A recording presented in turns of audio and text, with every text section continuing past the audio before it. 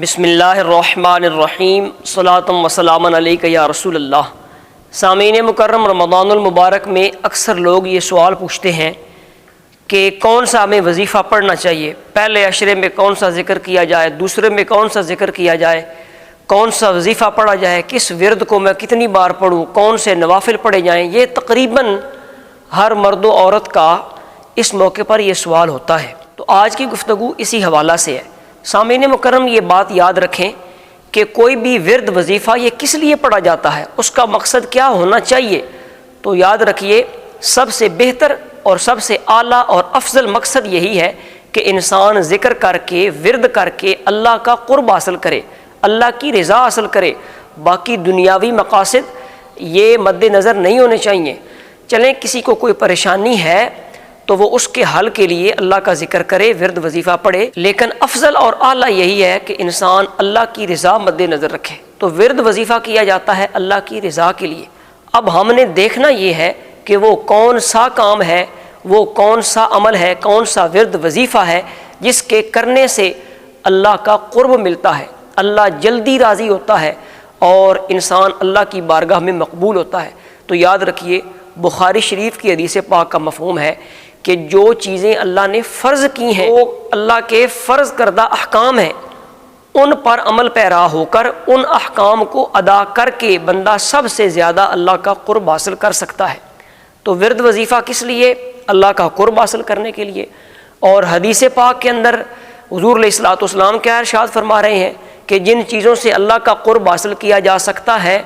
ان تمام میں سب سے اعلیٰ چیز جو ہے وہ فرائض ہیں، یعنی فرض ادا کر کے بندہ اللہ کے زیادہ قریب ہوتا ہے۔ تو رمضان المبارک میں ہر مسلمان کو چاہیے کہ وہ فرض سب سے پہلے پابندی کے ساتھ ادا کرے، اس کے ساتھ ساتھ جو اس کی سابقہ قضا نمازیں ہیں ان کو بھی وہ ادا کرنا شروع کرے، کیونکہ بہت کم ایسے لوگ ہوتے ہیں کہ جو بالغ ہوتے ہی نمازی ہوتے ہیں اور انہیں یہ یقین ہوتا ہے کہ جب سے میں بالغ ہوا ہوں میری کوئی نماز نہیں رہی،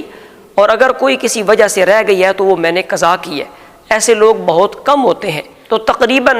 ہر ایک بالغ مسلمان، مرد ہو یا عورت، اس کے ذمہ کچھ نہ کچھ نمازیں ہوتی ہیں۔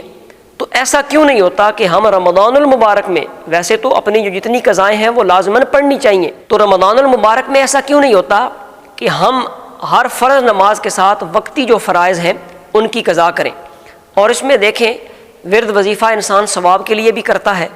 تو حدیث پاک کے مفہوم کے مطابق آپ نے بارہا دفعہ علماء سے سنا کہ رمضان المبارک کے اندر تو ایک فرض ادا کرو تو 70 فرضوں کا ثواب ملے گا۔ اب سامعین مکرم، اس بات کو دھیان سے سمجھنا،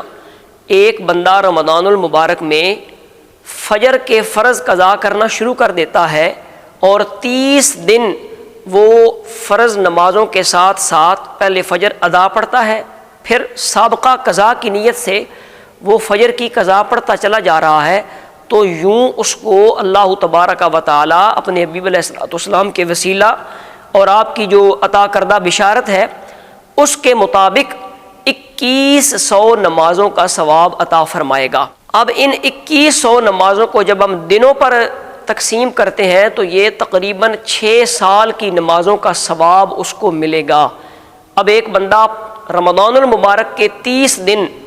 5 نمازیں وقت پر ادا بھی کرتا رہا اور ہر ادا نماز کے ساتھ فرض جو ہے وہ قضا کرتا رہا اور عشاء کے ساتھ وطر بھی اس نے قضا کر لیے، تو گویا اس نے 6 سال کی نمازوں کا ثواب پایا ہے۔ اب یہ اللہ کی رحمت سے امید ہے، قاعدہ اور ضابطہ ایسا نہیں ہے،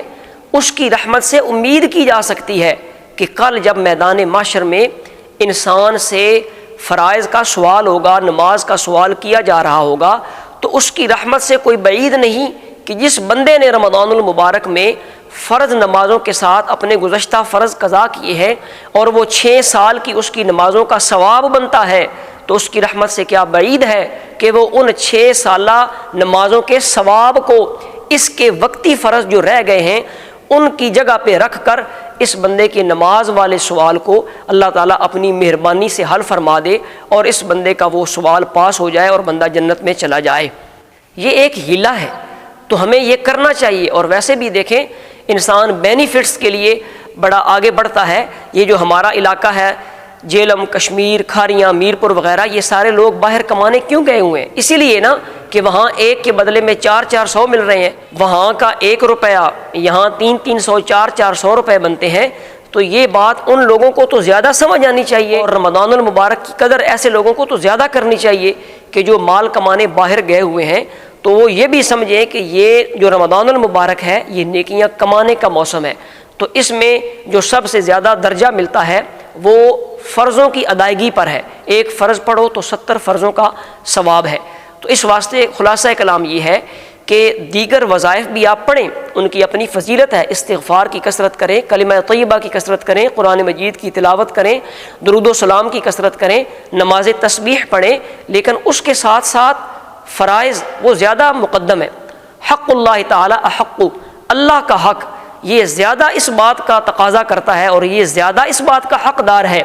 کہ اس کو فوراً پہلی فرصت میں ادا کیا جائے۔ تو کوشش کریں پہلے تو 5 وقت نماز کے پابند بنیں، اس کے ساتھ ساتھ جو گزشتہ آپ کی نمازیں رہ گئی ہیں ان کو بھی آپ قضا کرنا شروع کریں۔ اور یہاں پر ایک اور بات بھی مد نظر رہے کہ یہ جتنے وظائف ہیں،